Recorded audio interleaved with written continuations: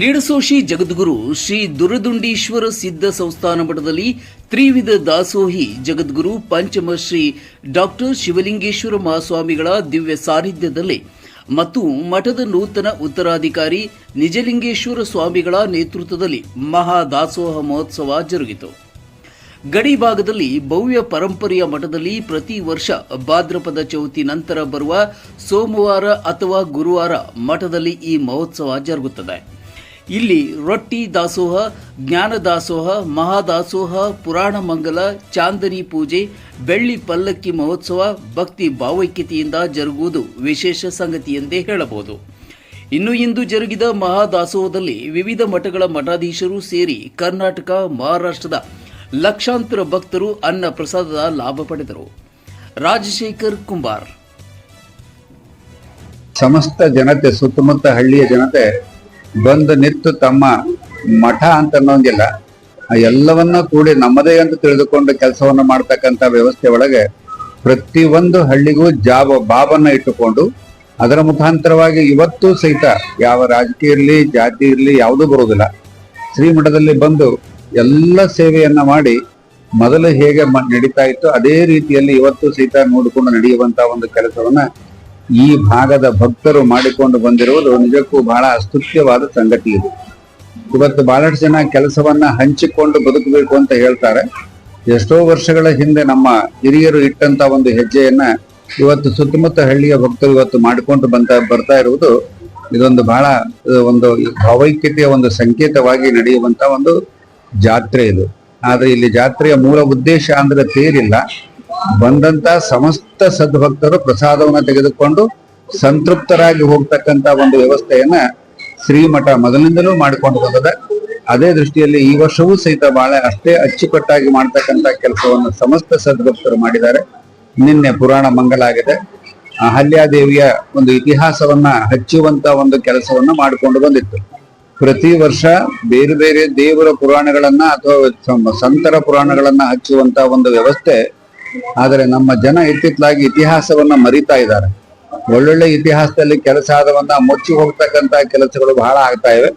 ಅದಾಗಬಾರ್ದು ಅಂತ ಹೇಳಿ ಈ ಸತಿ ಮಠದಲ್ಲಿ ಅಹಲ್ಯಾಬಾಯಿಯ ಒಂದು ಇತಿಹಾಸದ ಪುರಾಣವನ್ನ ಹಚ್ಚುವಂತ ಒಂದು ಕೆಲಸವನ್ನ ಮಾಡಿದ್ದು ಬಹಳಷ್ಟು ಜನರಿಗೆ ಸಂತಸವನ್ನ ತಂದದೆ.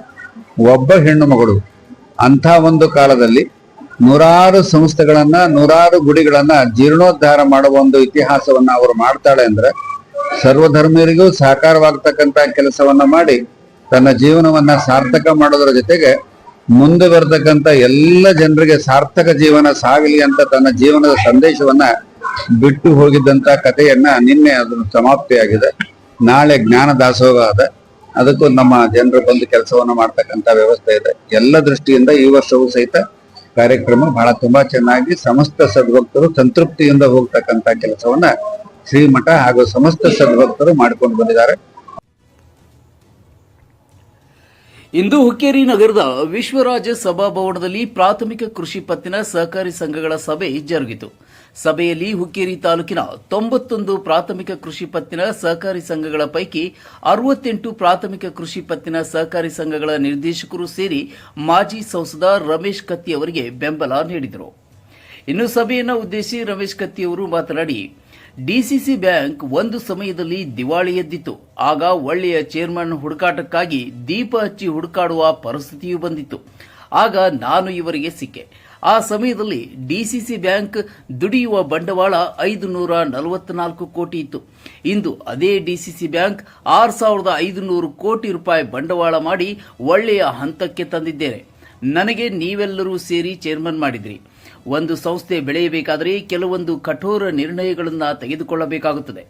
ನೀವು ನನ್ನನ್ನು ಚೇರ್ಮನ್ ಮಾಡಿದ್ದೀರಿ. ನನಗೆ ಪ್ರಸಂಗ ಬಂದರೆ ಕುರ್ಚಿ ಬಿಡುತ್ತೇನೆ ಹೊರತು ಆದರೆ ನನ್ನ ನಿಯತ್ತು ಬಿಡುವುದಿಲ್ಲ ಅಂತ ವಿರೋಧಿ ಬಣಕ್ಕೆ ರಮೇಶ್ ಕತ್ತಿ ಉತ್ತರ ಕೊಟ್ಟಿದ್ದಾರೆ. ಇನ್ನು ಈ ಸಭೆಯಲ್ಲಿ ಪಿಕೆಪಿಎಸ್ ಬ್ಯಾಂಕಿನ ಕೆಲವೊಂದು ಸದಸ್ಯರು ತಮ್ಮದೇ ಆದ ಸಲಹೆ ಸೂಚನೆಗಳನ್ನು ನೀಡುವ ಮೂಲಕ ರಮೇಶ್ ಕತ್ತಿಯವರಿಗೆ ಬೆಂಬಲ ಸೂಚಿಸಿದರು.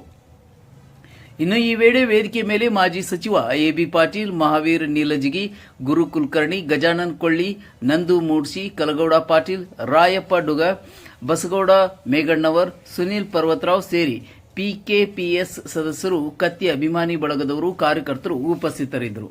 ರಾಜಶೇಖರ್. ಅದಕ್ಕೆ ರಮೇಶ್ ಕತ್ತಿ ಇಂಥ ಮನುಷ್ಯ ಇಲ್ಲ. ರಮೇಶ್ ಕತ್ತಿ ಚೇರ್ಮನ್ ಮಾಡಿದಿರಿ, ಪ್ರಸಂಗ ಬಂದ್ರೆ ಕುರ್ಚಿ ಬಿಡ್ತಾರೆ, ಆದ್ರೆ ನನ್ನ ನಿಯತ್ತನ್ನು ಬಿಡೋದಿಲ್ಲ ಅನ್ನೋ ಮಾತ್ರ ಹೇಳ್ತಾರೆ.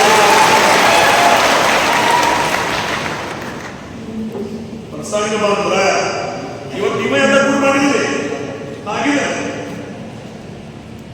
ಸಂಘ ಮುಚ್ಚು ಪರಿಸ್ಥಿತಿ ಆಗೈತಿ.